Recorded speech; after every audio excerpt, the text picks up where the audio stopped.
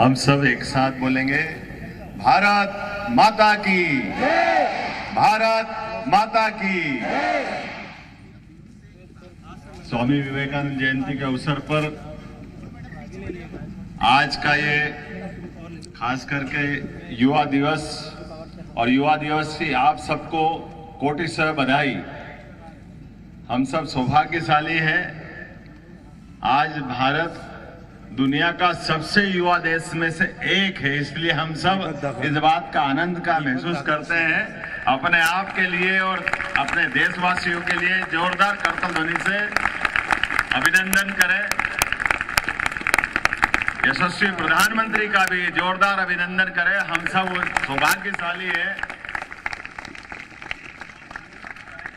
आज से 100 साल पहले स्वामी विवेकानंद ने जो घोषणा की थी कि 21 शताब्दी भारत की होगी, हम सब देख रहे हैं कदम कदम पर भारत का जो जिस प्रकार से पल प्रतिपल बदलता हुआ यह देश और देश की अनेकानेक उपलब्धियां अब हम अपनी पृथ्वी से लगा करके चंद्रयान और चंद्रयान से गगनयान के माध्यम से आदित्य तक अर्थात सूर्य तक भारत अपनी साख और धाक दुनिया में बना रहा है। और ये एहसास करा रहा है कि जिस प्रकार का समय चल रहा है, आर्थिक संपन्नता का हो, आर्थिक शक्ति बनने का हो, रक्षा के मामले हो, खेल के मैदान हो, जीवन का कौन सा क्षेत्र बच रहा है जहां हमारे अपने भारत का मान सम्मान नहीं बढ़ रहा है। ये हमारा सौभाग्य है। और हम सब देखते हैं प्रधानमंत्री जी का जिस प्रकार का पूरा जीवन देशवासियों को प्रेरणा देने के लिए और हम सब के लिए बड़े गर्व की बात है कि ऐसे प्रधानमंत्री जिस प्रकार से वो अपना जीवन जीते हैं और लगातार एक के बाद एक वो अपने एक एक कदम से पूरे देश को रोमांचित भी करते हैं, आनंदित भी करते हैं। और कैसा कमाल का व्यक्तित्व है कि युवा, बुजुर्ग, बच्चे सभी एक तरह से विवेकानंद की भांति हमारे यशस्वी प्रधानमंत्री से सहज जुड़ जाते हैं। अभी हमने लक्षद्वीप में देखा है क्या पानी के अंदर के रोमांचक खेल में भी लक्षद्वीप को जिस प्रकार से उनने अपने ढंग से हमारे देश के अंदर की एक ऐसी टूरिज्म की बड़ी संभावना है। वाकई वो आनंद का क्षण होगा जब पानी के अंदर उनने अपनी चुप्की लगाई और हमको लगा कि हाँ, हमारा अपना लक्षद्वीप भी कितना सुंदर हो सकता है। अब हमको विदेश जाने की जरूरत नहीं है। हम सब एहसास करते हैं इस बात का कदम कदम पर। जैसा वर्तमान का समय चल रहा है वो दौर अगर याद करें स्वामी विवेकानंद का, जब गुलामी का काल था और गुलामी के काल में कितने प्रकार से पता नहीं हमारी अच्छाइयों को दबा के रखा गया, हमारी अपनी विशेषताओं पे पता नहीं कितने प्रकार से कलंकित या कलुषित भाव से उस पर दुर्भावना व्यक्त की गई। मुझे इस बात की प्रसन्नता है जब वैसे कठिन काल में भी स्वामी विवेकानंद ने अपने पूरे जीवन से और उनके जीवन में कितने विविधता वाले क्षेत्र है, यद्यपि वो मूलतः अपनी संन्यास वृत्ति वाले जीवन को अपना चुके थे, लेकिन विवेकानंद जी का जीवन अगर देखें वो हम सबके लिए एक अलग प्रकार से प्रेरणा देने वाला है। स्वामी विवेकानंद जिनके स्वयं के जीवन में उनने, आपको सबको मालूम है, साइंस की शिक्षा ग्रहण करते करते उनके जीवन में एक सदैव जिज्ञासा रहती थी और जब तक वो आंखों पे भरोसा नहीं कर ले, अंदर की आत्मा में मान नहीं ले, तब तक सहजता से विश्वास नहीं करते। हम सब याद करें वो प्रकरण को, हमने अगर पढ़ा होगा या सुना होगा, जब स्वामी विवेकानंद ने कहा कि ईश्वर किसने देखा है, ईश्वर को मैं देखूंगा तब विश्वास करूंगा। और ईश्वर की खोज में वो लगातार कई कई दिन कई लोगों से मिलते रहे, लेकिन अंततः स्वामी रामकृष्ण परमहंस से जब मिले और काली माता के मंदिर में ले जाकर उन्होंने कहा, ईश्वर को आपने देखा है? उन्होंने कहा देखा है। बोले मेरे को दिखा सकते हो? बिल्कुल बिल्कुल दिखा सकता हूँ। और ऐसा कहते हैं कि जब उन्होंने काली माँ के सामने दर्शन करने के लिए बताया तो हमारी अपनी जिस सनातन धर्म पर हजारों हजार साल से जो आस्था है, ऐसा माना जाता है कि काली माँ से उनका प्रत्यक्ष साक्षात्कार हुआ है। और वो क्षण ऐसा था जिस क्षण ने उनके जीवन को, पूरे जीवन को बदल दिया। अर्थात जिस भगवान के साक्षात्कार के लिए वो लगातार जिज्ञासु रहे, वो उनकी इच्छा व्यक्त करते रहे, लेकिन भगवान के मिलने के बाद ये हम सबके लिए प्रेरणा का वो क्षण हो सकता है जब उनने एक बार जीवन में वो ईश्वर से मिलने का साक्षात्कार किया।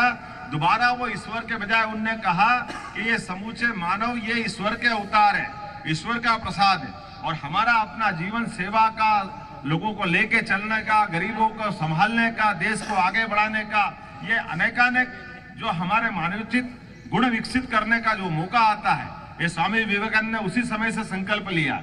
और हम सब जानते हैं अमेरिका का वो शिकागो वाला क्षण, जब स्वयं विवेकानंद ने इस बात का निर्णय किया है कि सनातन धर्म को जाने बिना दुनिया धर्मों को नहीं जान सकती।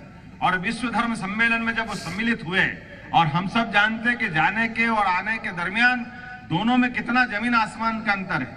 वो दौर ऐसा था जब भारत को पता नहीं कितने प्रकार से हमारे सपेरों का, पता नहीं कितने प्रकार से अपने धर्म को लज्जित करने वाले वो बहुत सारे विश्लेषणों से भारत को जाना जाता था।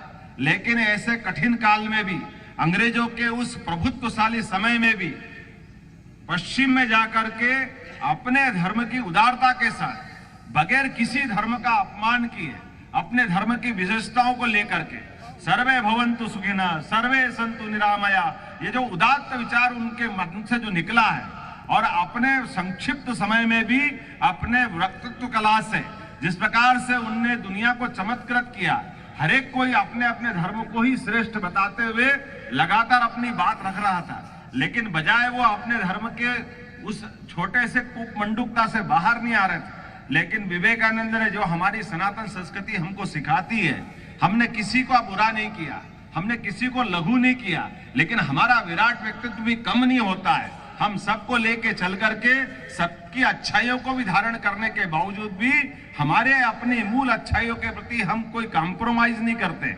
और हम सब जानते हैं आज भी इसी प्रकार से ये विविधता वाला देश, विविध धर्मों वाला देश, दुनिया का कोई ऐसा देश नहीं जिसकी आबादी 142 करोड़ से ज्यादा है, लेकिन इतनी विविधता वाले देश में भी जहां पर कई कई धर्मावलंबी अपनी बड़ी संख्या में बहुत बड़ी बड़ी आबादियों में रहते, लेकिन मिलजुल करके जो हमारे संस्कार है हजारों हजार साल से, वो हमको गौरवान्वित करते हैं। आज भी दुनिया में कई सारे देश पुलिस व्यवस्था से संचालित होते हैं, उनके यहाँ कंट्रोल करने के लिए पुलिस की आवश्यकता पड़ती है। लेकिन आज हमारे कई कई 100 गांवों के बीच में भी एक पुलिस थाना भी अगर होता है तो भी पूरे क्षेत्र में शांति रहती, क्योंकि हमारा संसार का ये एकमात्र देश है जो पुलिस आधारित अपनी व्यवस्था को स्थापित नहीं करता है। ये अपने स्व अनुशासित होकर के स्वयं अपने आप में जीवन जीने की एक पद्धति लेके चलने वाला देश है। मुझे इस बात की प्रसन्नता है, स्वामी विवेकानंद के इस युवा दिवस के अवसर पर हमारे वो जो विशेषता वाला समय है, हम सब जानते हैं कि आज इस इतने कठिन काल में भी अगर विवेकानंद जी के अवसर पर ये जयंती मना रहे हैं, तो एक साथ हमने दोनों लक्ष्य की प्राप्ति की है। एक तरफ हमने अपने उस जिज्ञासु समाज के साथ अपनी उस भूमिका को रखने का प्रयास भी किया है जो विवेकानंद को जानना चाहता, लेकिन विवेकानंद के माध्यम से सनातन संस्कृति से भी हम परिचित कराते हैं। और योग के माध्यम से भी, जैसे स्वामी विवेकानंद के उस भाव को जानने के बाद हमारे अपने यशस्वी प्रधानमंत्री ने 21 जून को जो अपने लिए योग दिवस घोषित कराया है, इस योग के मामले में विवेकानंद ने वर्षों वर्षों पहले तक लगातार एहसास कराया था।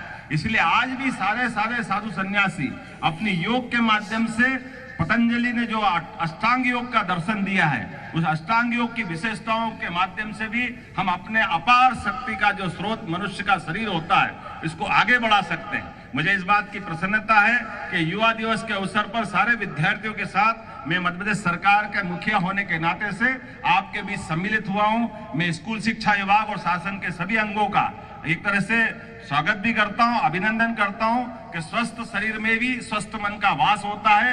ऐसे में योग के माध्यम से हम अपने शरीर को भी स्वस्थ रखें, नित्य अध्ययन करें और लगातार जो हम सबके मन में अपार भाव बना हुआ है कि हमारे अपने जीवन को सुधारते सुधारते हमारे जीवन की अच्छाइयों को धारण करते हुए न केवल मध्य प्रदेश को आगे बढ़ाए बल्कि देश को भी आगे बढ़ाएं, अपना स्वयं का जीवन अच्छा करें, दुनिया के सामने हमारी अपनी भारतीयता को सिद्ध करें। मेरी अपनी ओर से इस मंच पे बैठे सभी अतिथियों का भी मैं वंदन करना चाहता हूं, अभिनंदन करना चाहता हूं और उम्मीद करता हूं कि जीवन के सभी क्षेत्रों में हमारी सरकार लगातार सभी प्रकार के कामों को प्रोत्साहित करते हुए न केवल माननीय प्रधानमंत्री के नेतृत्व में कदम से कदम मिलाकर आगे बढ़ेगी, बल्कि कोशिश करेगी कि पूरे देश में मध्य प्रदेश नंबर 1 का राज्य हो, सबसे आगे बढ़कर के सभी व्यवस्थाओं को संचालित करते हुए सुस्थित करने के लिए लगातार कटिबद्ध रहे।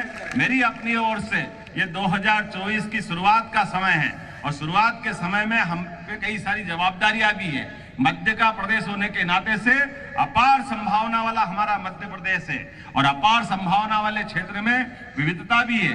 भौगोलिक दृष्टि से हम बहुत विशालता धारण करे हुए हैं, लेकिन अगर हम शहरी, ग्रामीण, वनांचल इन सब की बात देखें तो अलग अलग प्रकार की कई चुनौतियां भी हमारे सबके सामने हैं। लेकिन निश्चित रूप से हम सब संकल्पित हैं, हमारी अपनी वर्तमान की व्यवस्थाओं के आधार पर निश्चित रूप से मध्य प्रदेश आगे बढ़ेगा। मेरी अपनी ओर से आप सबको एक बार फिर शुभकामना, बधाई, बहुत बहुत धन्यवाद। भारत माता की जय।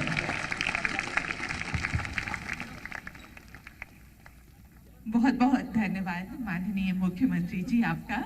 और अब हमारा अगला कार्यक्रम सीएम डॉक्टर मोहन यादव को सुन रहे थे आप, जहां उन्होंने मध्य प्रदेश को देश का नंबर 1 राज्य बनाने की बात कही और प्रदेश के विकास की बात कहते हुए उन्होंने कहा कि हर संभव कार्य किए जाएंगे और जनता का विकास हमेशा करने के लिए वो तत्पर रहेंगे। फिलहाल आपको बता दें, सामूहिक सूर्य नमस्कार कार्यक्रम में मुख्यमंत्री डॉक्टर मोहन यादव पहुंचे हुए हैं। स्वामी विवेकानंद जी की 161वीं जयंती, जिसको युवा दिवस के रूप में मनाया जाता है, और आज के दिन सामूहिक सूर्य नमस्कार का आयोजन किया गया है, जहां मुख्यमंत्री डॉक्टर मोहन यादव पहुंचे, तमाम अन्य गणमान्य हैं। इसी के साथ आपको ये भी बता दें कि छात्र पहुंचे हुए हैं और सामूहिक सूर्य नमस्कार किया जाएगा। राष्ट्रीय युवा दिवस पर सामूहिक सूर्य नमस्कार का आयोजन, जहां मुख्यमंत्री डॉक्टर मोहन यादव ने कहा साफ कि प्रदेश के विकास को लेकर हम आगे काम करते रहेंगे और जो काम नहीं हो पाए हैं उनको सबसे पहले किया जाएगा। साथ ही उन्होंने मध्य प्रदेश को देश का नंबर 1 राज्य बनाने की बात भी कही है। मंच से ये सीधी तस्वीरें हम आपको दिखा रहे हैं। छात्रों के साथ सूर्य नमस्कार करेंगे डॉक्टर मोहन यादव। मुख्यमंत्री मंच से आपको हम मुख्यमंत्री की तस्वीरें सीधी दिखा रहे हैं और देखिए, ये तस्वीरें आपको हम दिखा रहे हैं, आप समझ सकते हैं कि मुख्यमंत्री जैसे ही सीएम डॉक्टर मोहन यादव ने अपना पदभार ग्रहण किया, तुरंत सक्रिय दिखे हैं और उन्होंने हर काम को करने के लिए वो सक्रियता दिखाई है। तस्वीरें हम आपको दिखा रहे थे और पदभार संभालते ही एक्टिव नजर आए हैं और अब ऐसे में देखना ये जरूरी हो जाता है कि आने वाले वक्त के लिए जिस तरह से मुख्यमंत्री ने कहा है वो क्या और नया लेकर आते हैं, क्योंकि मुख्यमंत्री ने साफ कहा है प्रदेश के विकास को हम और तेजी के साथ आगे बढ़ाएंगे ताकि देश का नंबर 1 राज्य मध्य प्रदेश कहलाए। प्रार्थना की मुद्रा, दोनों हाथों को जोड़ ले, सीने के बीच में सूर्य चक्र पर, दो हस्त उत्तानासन, हाथों को धीरे धीरे ऊपर उठाइए, पूरी तरह से पीछे की ओर झुकिए। 3 धीरे धीरे श्वास छोड़ते हुए पादहस्तासन की स्थिति में धीरे धीरे आगे झुकिए। हथेलियों को अपने पैरों के पंजों के अगल बगल में जमीन पर टिकाएं।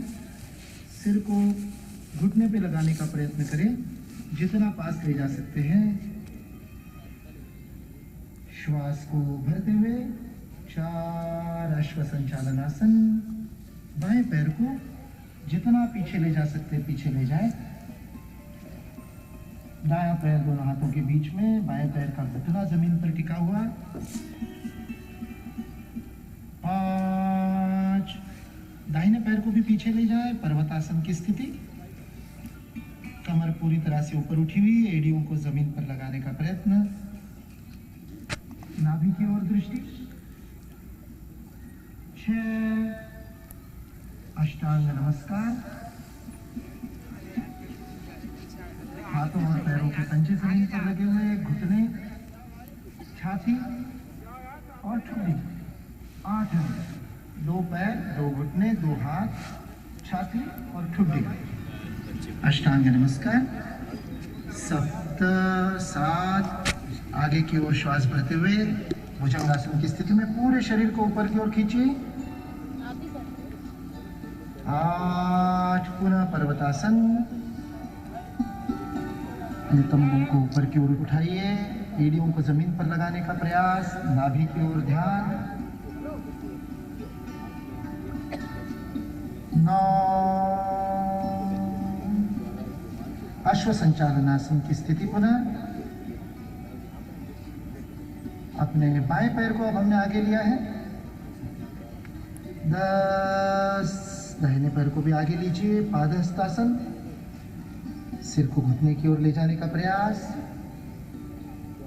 11, हस्तोत्तानासन। 12, प्रार्थना की मुद्रा। 1 चक्र समाप्त हुआ। हाथों को नीचे ढीला छोड़ दीजिए, कंधों को ढीला छोड़ दीजिए, अंदर आए परिवर्तन की ओर ध्यान दीजिए।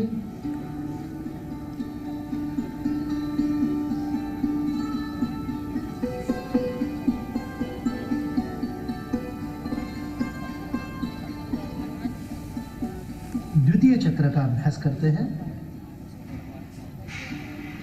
1, नमस्कार मुद्रा, श्वास सामान्य, एकाग्रता का अनुभव, विनम्रता व धैर्य का विकास होता है इस आसन से।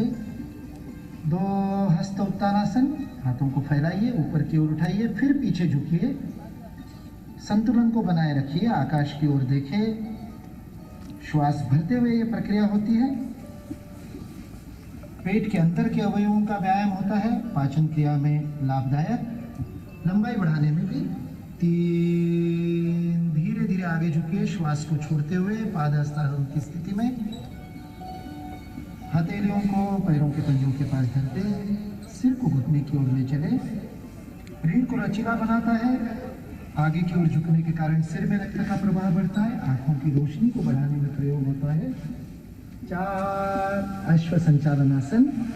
बाएं पैर को अधिकतम पीछे की ओर ले जाए, दाहिने पांव दोनों हाथों के बीच में। श्वास भरते हुए इसे करना है। आमाशय के ऊपर जो दबाव पड़ रहा है उसे अनुभव कीजिए। 5, पर्वतासन। दाहिने पैर को भी पीछे ले जाइए, एड़ियों को जमीन पर लगाने का प्रयास, दृष्टि नाभि की ओर, श्वास छोड़नी है पूरी तरह से। 6, अष्टांग नमस्कार। पैरों के पंजों को पीछे फैलाइए, फिर घुटनों को टिकाइए, छाती और फिर उसके बाद ठुड्डी। 7, भुजंगासन। शरीर को आगे की ओर खींचिए, ऊपर देखिए, पूरी तरह से ऊपर उठाइए। रीढ़ की हड्डी को आराम मिलता है, जंघाओं की शक्ति में वृद्धि होती है। 8, पर्वतासन। श्वास को छोड़ते हुए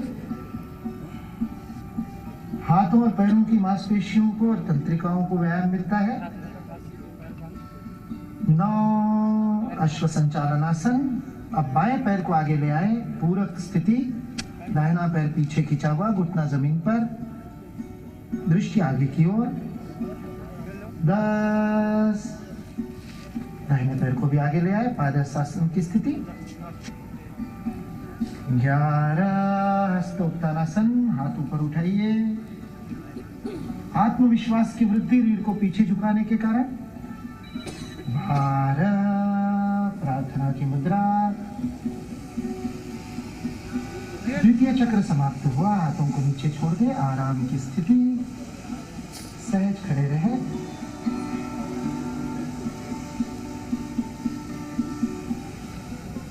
आइए तीसरे चक्र का अभ्यास करें। 1, नमस्कार मुद्रा, प्रार्थना की स्थिति। 2, हस्त उत्तानासन। धीरे धीरे हाथ ऊपर उठाइए।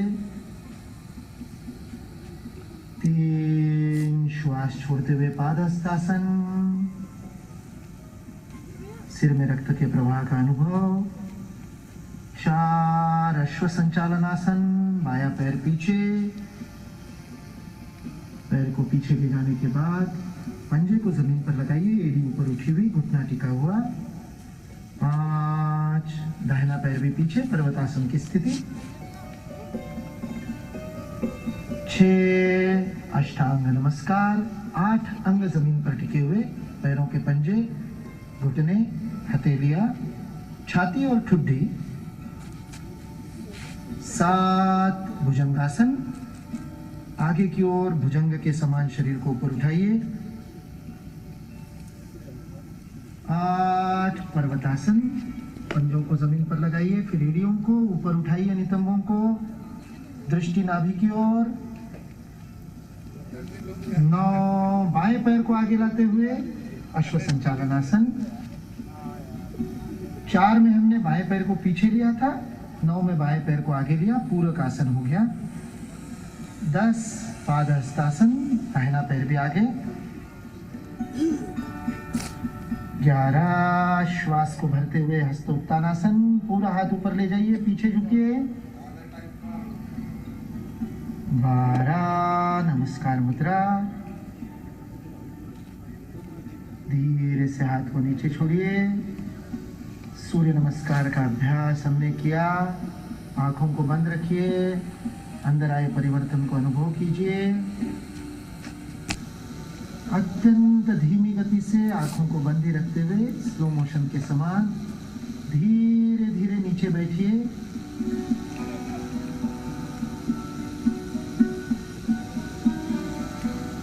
प्राणायाम के अभ्यास के लिए किसी भी सामान्य स्थिति में जिसमें रीढ़ की हड्डी सीधी रह सके, पद्मासन, सुखासन, वज्रासन, किसी भी स्थिति में आलती पालती मार करके सामान्य बैठते वैसे भी हाथों को घुटने पर रख दे, हथेलियों को ढीला छोड़ दे, रीढ़ की हड्डी सीधी, गर्दन सीधी, आंखें बंद। प्राण के आयाम के लिए हम श्वास की प्रक्रिया का नियमन करते हैं। दोनों नासिकाओं से श्वास लेने की प्रक्रिया में संतुलन हो, इसके लिए आज का हमारा पहला प्राणायाम का अभ्यास है अनुलोम विलोम प्राणायाम। अपने दाहिने हाथ से, दाहिने हाथ के अंगूठे से नासिका को बंद करेंगे, दाहिनी नासिका को, और अनामिका द्वारा बाई नासिका। एक एक करके नासिका से श्वास लेना है सूचना के अनुसार। बाएं से शुरू करना है, दाहिनी नासिका को बंद कर लीजिए अंगूठे से, बाई नासिका से पूरा श्वास भरिए, पूरी तरह से श्वास को अंदर भरिए, बिना रोके धीरे से बाई नासिका को बंद कर दाहिने से श्वास को छोड़ दीजिए। जब श्वास पूरी तरह से छोड़ दे, बिना श्वास को रोके अब दाहिने से ही श्वास को भरें, और फिर दाहिने से पूरा भर लेने के बाद दाहिने को बंद कर बाईं नासिका से श्वास को छोड़ें। जितना धीमे कर सकते हैं उतना धीमे धीमे करें। दूसरा चक्र, बाईं नासिका से श्वास को भरिए, जितना धीमे कर सकते हैं पूरा ध्यान श्वास पर। नासिका के अंदर श्वास का स्पर्श अनुभव कीजिए, रोकिए नहीं कहीं। बाएं से पूरा होने पर दाहिने से छोड़िए, फिर दाहिने से भरिए और बाएं से छोड़िए। अंदर आती हुई श्वास में हल्की सी ठंडक का अनुभव। जब प्रश्वास को बाहर छोड़ते हैं तब हवा में हल्की सी गर्माहट अनुभव करें।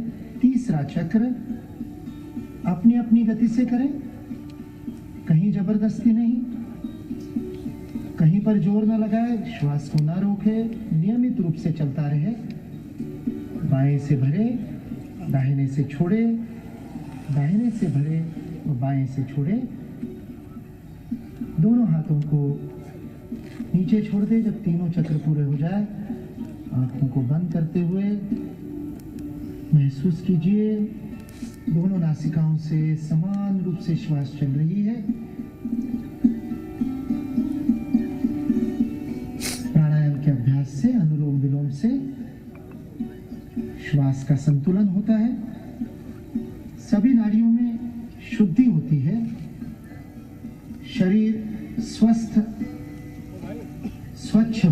अंदर से। इसे नाड़ी शोधन प्राणायाम या नाड़ी शुद्धि प्राणायाम भी कहा गया है। शांत भाव से अनुभव करें। अगले प्राणायाम के अभ्यास की ओर बढ़ते हैं। भस्त्रिका प्राणायाम। श्वास को गति से लेना और छोड़ना, किंतु ध्यान रहे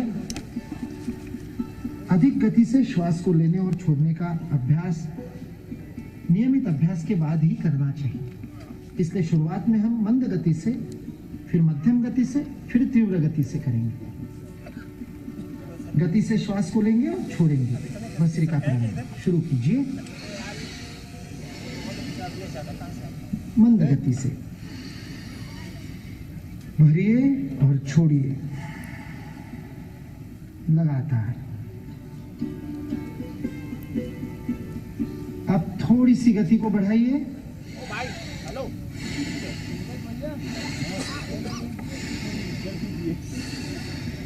लीजिए, छोड़िए, लीजिए, छोड़िए। अब और तीव्र गति से लीजिए, छोड़िए।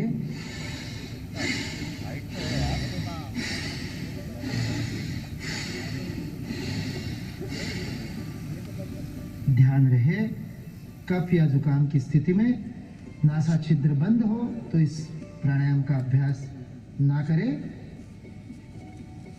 जिस नासिका से आराम से हो सकता है उससे करें। धीरे धीरे रुक जाए। शांत कीजिए मन को। भस्त्रिका के बाद शांत भाव से दीर्घ श्वसन कीजिए। यह अत्यंत आवश्यक है। यदि भस्त्रिका के बाद तुरंत हंसेंगे, बातचीत करेंगे आपस में, तो उससे नुकसान होगा, क्योंकि यह मस्तिष्क की कोशिकाओं को उत्तेजित किया है। शांत कीजिए। धीमे धीमे श्वास भरिए और छोड़िए। और अब हम करेंगे भ्रामरी प्राणायाम। भ्रामरी का अभ्यास अत्यंत आनंददायी होता है, किंतु ध्यान रहे अभ्यास करते समय आनंद का